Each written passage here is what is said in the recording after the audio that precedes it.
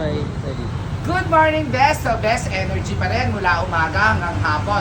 At narito ako sa Jack's Cafe kung kailan ito ay 2010 pa rito sa Nasugbu, Batangas.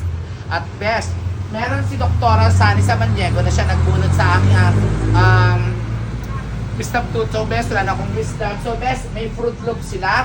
Talaga, Best, minsan, Best, matamis na ang matamis na ang prutas, huwag masyadong lagyan ng asukal. Best, ako, diabetes.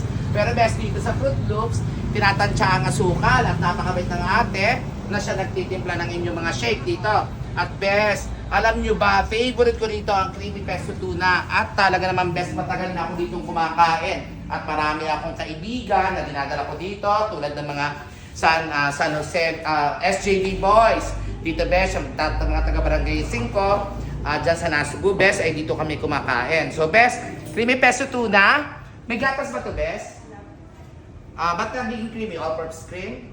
Naku, Best, alam ni Best, gumawa ng all-purpose cream. At ang pesto, Best, napakasarap niya sa pagkain. At Best, hindi na talaga ako nagkakanin masyado, kaya Best, ang substitute ko ay pasta. Kasi Best, kailangan natin i-maintain ang timbang at nang hindi tayo nagkakasakit. Kasi Best, pagbigat natin, pagdami ng rayuma. So Best, stay happy dito lang sa Jack's Cafe. Stay fresh. Good morning, Best!